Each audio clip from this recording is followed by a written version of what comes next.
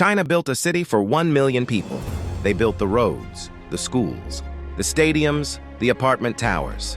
They built everything. Nobody came. Ordos Inner Mongolia, China, $161 billion spent. Population target, 1 million residents. Actual population at peak vacancy, less than 2% occupied.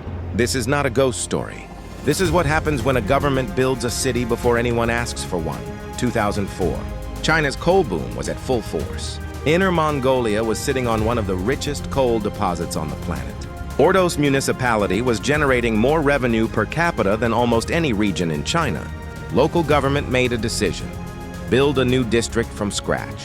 They called it Kangbashi Master Plan. Fully designed, centrally funded. The blueprint called for government buildings, universities, museums, a grand central square, tens of thousands of apartment blocks. Construction began immediately. Cranes covered the skyline within months. The budget was staggering. Estimates range from $161 billion when in regional investment across the development period. On paper, Kangbashi was going to be the model Chinese city of the 21st century. By 2010, the infrastructure was largely complete. 6-lane roads, empty. A 1.2 million square meter central square, deserted. Apartment towers by the thousands, dark at night. A museum costing hundreds of millions, no visitors. A stadium built for 30,000 people, no team. A library shaped like 3 stacked books, no readers. Every building was finished, every street light worked. Every road was paved and marked. The city functioned perfectly. It had no people. Journalists started arriving around 2009 and 2010. Photographs went global. The term spread fast, China's ghost city. Ordos became the most photographed empty urban space on Earth. The Chinese government assumed demand would follow construction. It did not.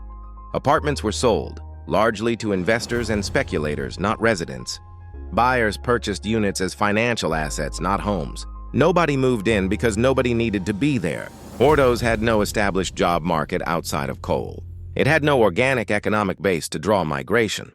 Rural Chinese workers migrating to cities chose established urban centers: Beijing, Shenzhen, Chengdu. Not a brand new district in Inner Mongolia with no history and no industry beyond government offices. The coal boom that funded construction began slowing after 2012. Regional revenue dropped sharply. Property values in Kangbashi collapsed.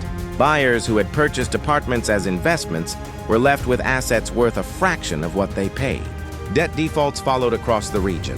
Ordos became the most visible symbol of China's broader property speculation crisis, years before Evergrande made international headlines. Kangbashi is no longer completely empty. The Chinese government relocated government offices there. Schools were built and students were enrolled.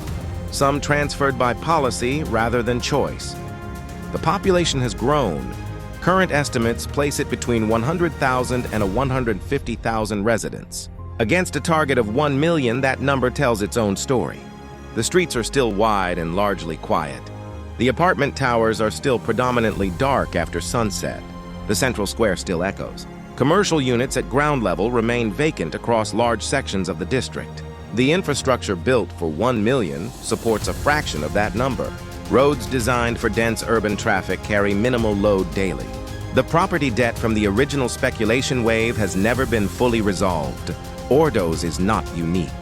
Chinese researchers have identified dozens of similar developments across the country. Cities and districts built ahead of demand, occupied at a fraction of capacity. The Ordos model exposed a fundamental flaw. GDP-driven construction creates the appearance of economic activity without the substance of it. Local governments were incentivized to build, not to populate. Construction generated statistics. Statistics generated political advancement. The people were secondary to the project. That calculation played out across China's property sector for 2 decades.